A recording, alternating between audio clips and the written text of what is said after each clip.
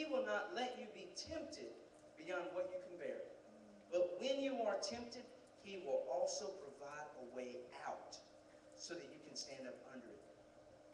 God will not leave you in the temptation or the trial or the persecution more than is necessary. And when you are tempted, when you are tried, when you are persecuted, know this: He will provide a way out. I don't think this means, this is not something, I don't think referring to something like a sexual temptation. Or you know, if you have a problem with alcohol and you go to the bar. That's not what it's talking about. God's talking about tempting and testing your faith. You see? Because I always tell the students, temptation is kind of like a dog on a 15-foot chain.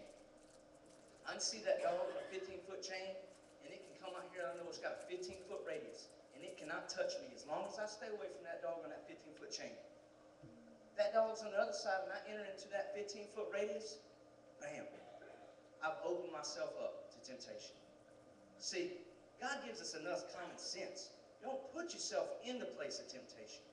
Don't go to that party where you know alcohol is going to be there.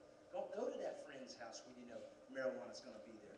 Whatever it may be, because you're putting yourself in that dog's reach. That's not what the writer is talking about here. He's talking about tempting your faith, testing your faith. When the devil brings temptation before you, God will not leave you there. You know, a lot of people say, well, God will never give you more than you can handle. How many of you have heard people say that? That's not what the Bible says. The Bible says God will not tempt you beyond what you can bear. For example, whenever God gives you a task, it will always be more than you can handle. Because if it's something you can handle, you rely on yourself.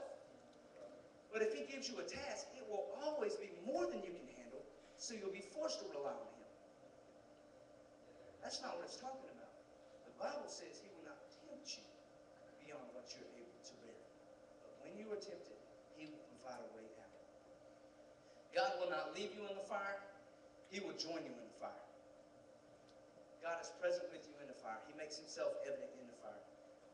In Deuteronomy 31:6, I'll just read this, says, "Be strong and courageous.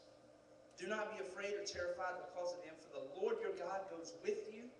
He will never leave you nor forsake you." If you're in the fire and you think, where is God? He is right beside you. I always think back to that poem about the footprints in the sand. Those times of life where there were only one. It's because He carried us during that time. You'll look back in the fire and you'll see that Jesus was there carrying you through it. You'll never know how you can make it out to the other side. But here's 3 things we can rest on. The tea bag serves no purpose unless it's put in the heat. We got to get out of the box. We got to be okay with taking risks in our spiritual life, stepping up to the plate and doing things for God. Because when you stand up for God, He stands up for you. Secondly, only in the heat does the bag release its flavor. When you come into trials and tribulations in your life, rejoice and be joyful, because God is bringing about something. He is making a work in your heart and in your life. And then thirdly, you don't have to stay in that heat for long. Only for a few minutes, because God will come and provide you a way out. Those are things that we can rest in today. I'm going to ask Miss Baby to come at this time. And you know what I believe?